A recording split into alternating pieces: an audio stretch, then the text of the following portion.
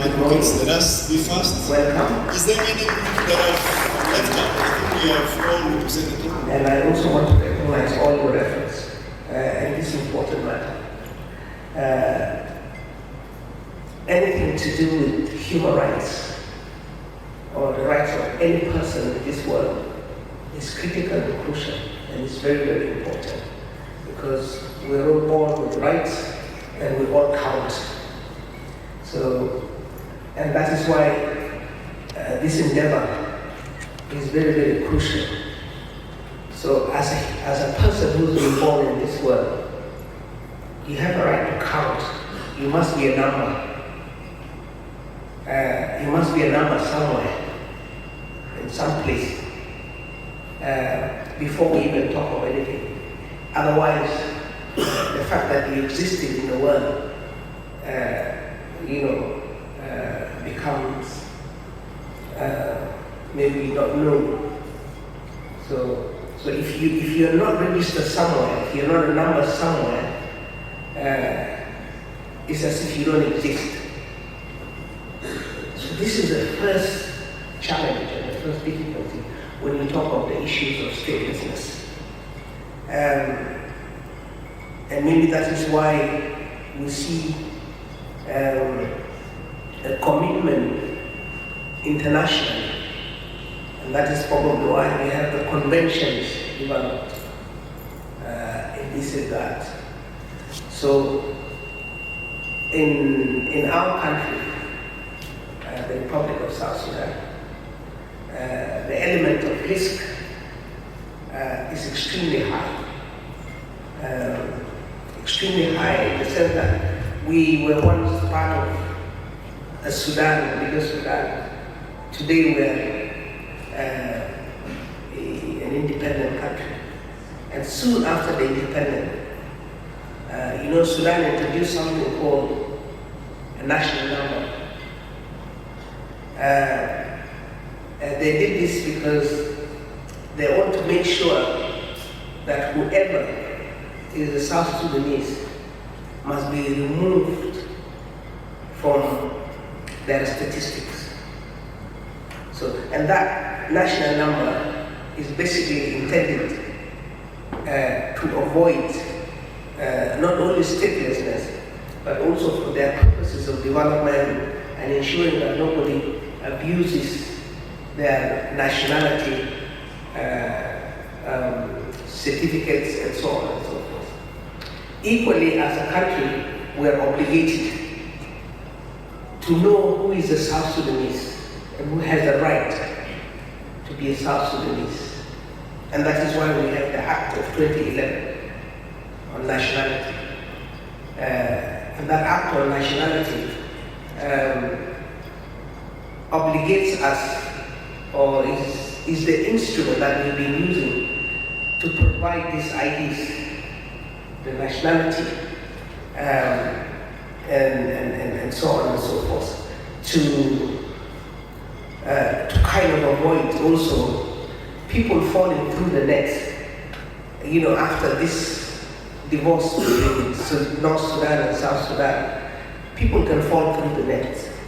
So in order to avoid this, we also enacted a law to give that right. Not only that, we went further. We went further so that we become part of the world.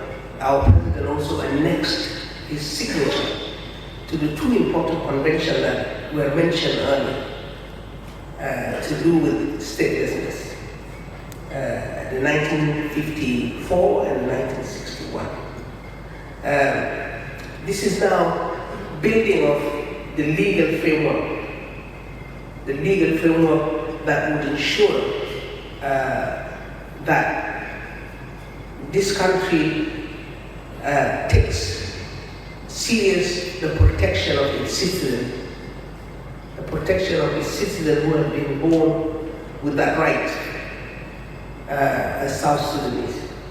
It extends, our act extends also to the registration of aliens. So it's not only documentation for our national, but it's also documentation for those who find themselves in our country for one reason or another. refugee, forcefully made to leave your country, like we are facing now with what's happening in the Sudan. We have also faced it when there were issues in Ethiopia and so on. So that is the building of the legal framework. After our president annexed his signature to the conventions, the international conventions, and so on, and then we have the act. Now, as the Ministry of Interior, we are also looking at the act in order to see if there are gaps in relation to the convention.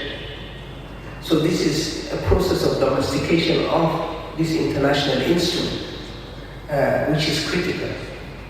And at this juncture, I want to really pause a little and recognize the support that we have been receiving from our partners, two particular partners, the European Union and the UNHCR in this process. The Director General mentioned that this effort has been ongoing from as early as 2012, just soon after the independence. Also, the Deputy Head of Delegation had mentioned this partnership. I want to emphasize the importance of this partnership. Because as a country, we have a lot of competing priorities, many priorities. And many of you who were here 2011, we thought that we were preparing for independence. But when it came, we found ourselves overwhelmed with so many priorities.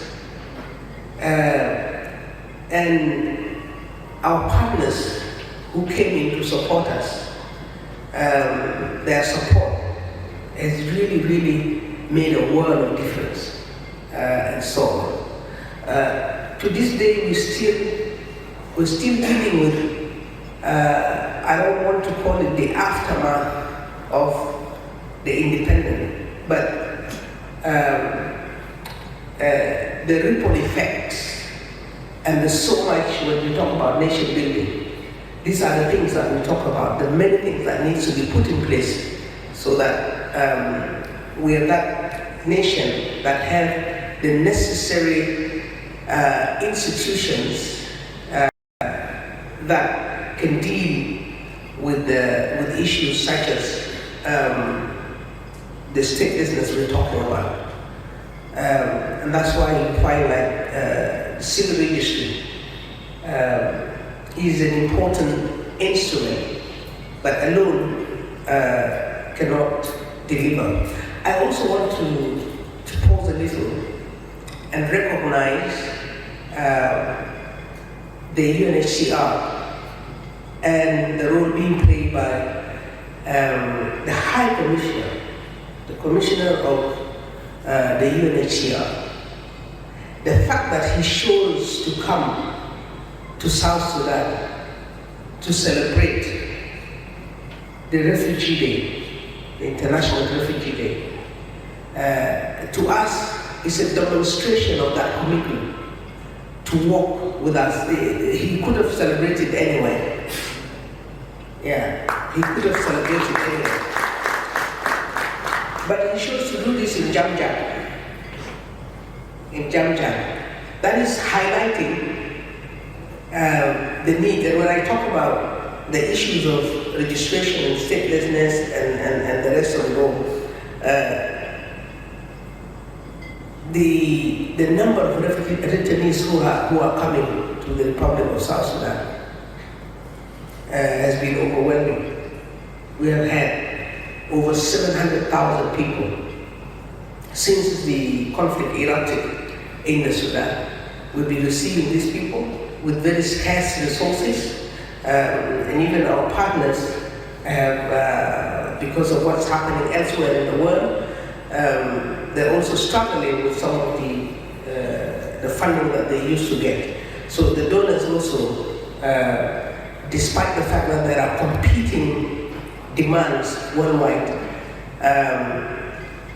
Focus is still also on the Republic of South Sudan, and that one we want to appreciate. You heard from the DG for Immigration here, 15,000 who have been who are beneficiaries and have been given national ID. The process is expensive, it's not cheap. But we're committing to ensuring that every citizen in this country must receive some kind of a documentation.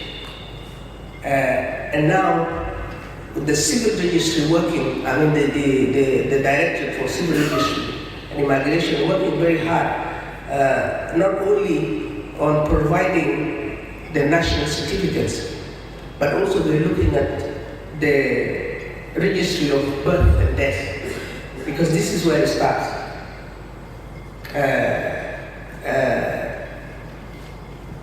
Long ago, I think that system was in place, but now we have issues. We have the majority of our citizens are in rural setting, and they're not reachable. So people born in towns, of course, you would have records, but the system is not integrated, and so on. And this will also support in ensuring that these issues of statelessness are avoided. So, so the nationality documentation and the registry of birth, death, and so on will contribute to eliminating the risk on statelessness. It will also contribute to ensuring proper planning for essential services for our citizens. This workshop, we hope that it will really help these officers who are concerned with the issue, and we will see to it that actually the issue of capacity building, which is another area, the issue of capacity building is focused upon. That is why this workshop will take it as a critical event, and it's an event that we want to see to it that we continuously update and upgrade, because also the world is moving, the technology is moving, and so on. So we want to also be a step with the world. We don't want to be behind. We don't want to be left behind. We want to make sure that the technological development that is happening, we are also acquiring it, we are using it, it will improve efficiency and effectiveness, it will help in closing the loopholes and the porous areas in this. I really do not want to prolong my remarks here. I just want to take this opportunity to once more thank our partners. I want to encourage you. This is an important national or nation building tool that we have here. We don't just look at it as a personal right for a person who has been born in this republic, but also is a nation building tool. It's a tool for development. It's a tool for giving this country an opportunity to benefit from all its citizens. It's not just the other way around. The state has the rights, and the individual also have rights. This is how we should take it. And I encourage you, and I want to declare this workshop open. Thank you very much.